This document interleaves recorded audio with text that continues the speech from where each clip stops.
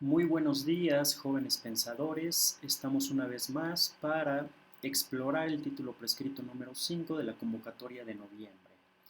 Antes de continuar con la exploración, les quiero recordar que esto es solamente un ejemplo de análisis, no es el más correcto ni el único. Y también queda prohibido copiar literalmente cualquiera de los elementos del mismo. Una vez dicho lo anterior, vamos a centrarnos en nuestro título. Y el título 5 dice así: las preguntas que podemos formular dependen en mayor medida de lo que ya sabemos que de lo que no sabemos.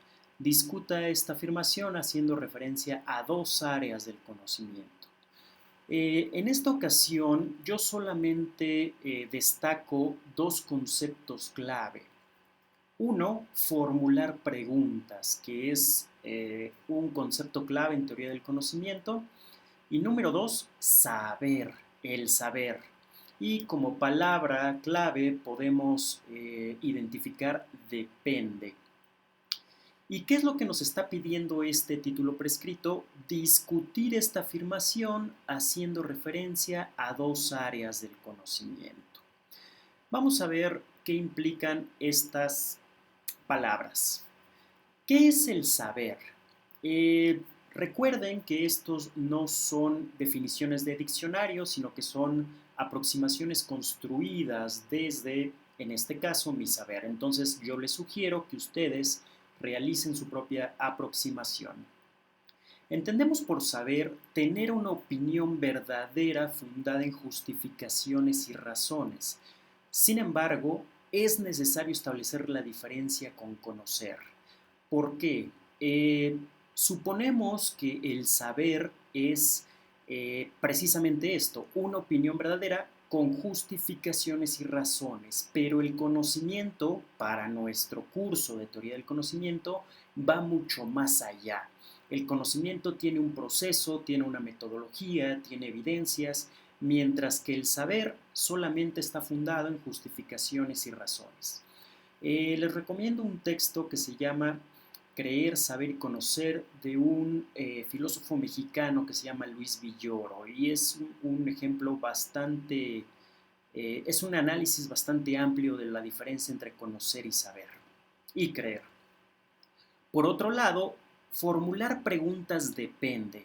Eh, para la formulación de preguntas requerimos de un proceso de razonamiento, de un lenguaje, sin embargo, también requerimos de un propósito, es decir, de un objetivo. Depende el objetivo que persigamos, formularemos el tipo de preguntas. Por eso, la formulación implica la manera en la que se presenta la pregunta.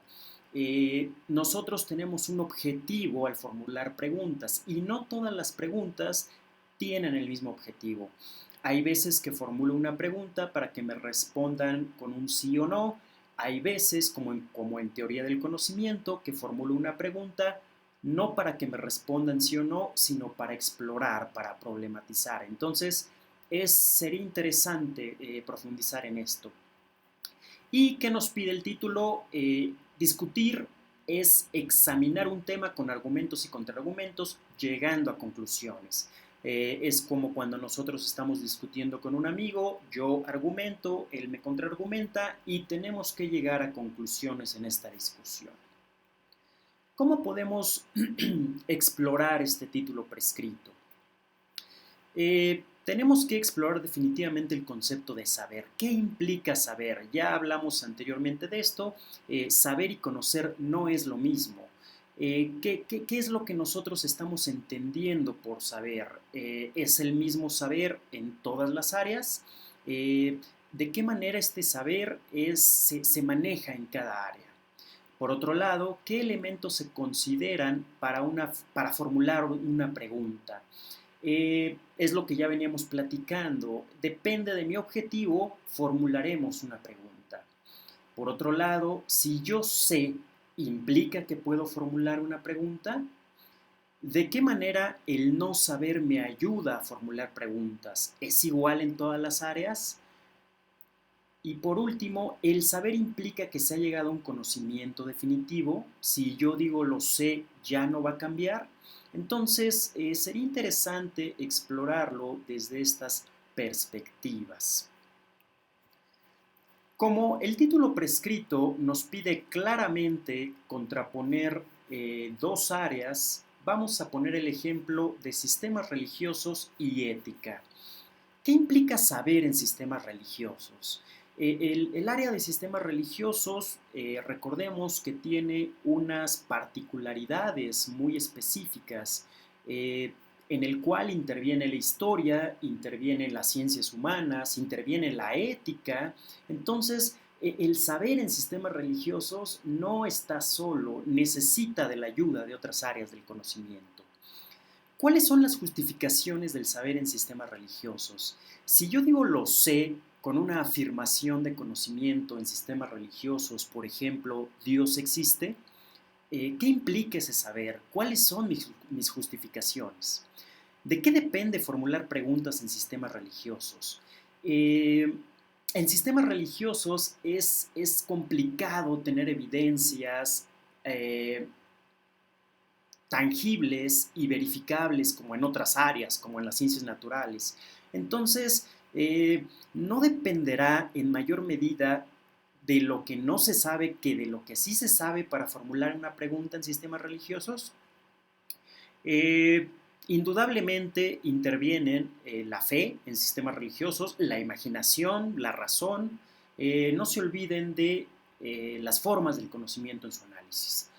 Por el otro lado, en la ética, ¿cómo se construye este saber en ética? ¿Qué implica todo este saber ético que posee una sociedad o el ser humano en general? ¿Cuáles son las justificaciones de este saber? Es muy interesante porque las justificaciones en ética, al igual que en sistemas religiosos, no tienen una base de evidencia tangible. Las justificaciones en ética son argumentativas y habría que buscar cómo se justifica una afirmación ética. ¿Cómo se formulan las preguntas en ética? Si bien es cierto que a partir de la experimentación, a partir de el contacto social, la interacción social, la ética va reformulando sus preguntas, también es cierto que estas preguntas fundamentales en ética pueden partir del no saber, y lo veremos en el ejemplo. Eh, ¿Qué formas podemos incluir en nuestra discusión? Podemos incluir la intuición, que es una forma bastante interesante en ética. Cuando lo digo lo sé, esto está mal moralmente, ¿no? Hay veces que nos ponemos a pensar, me siento mal por hacer esto, no sé por qué, pero lo siento. También podemos evidentemente usar la razón, que es una forma fundamental para argumentar en ética. Vamos a poner un ejemplo. Recuerden que los ejemplos tienen que ser reales de la situación, una situación de la vida real, concreto y específico.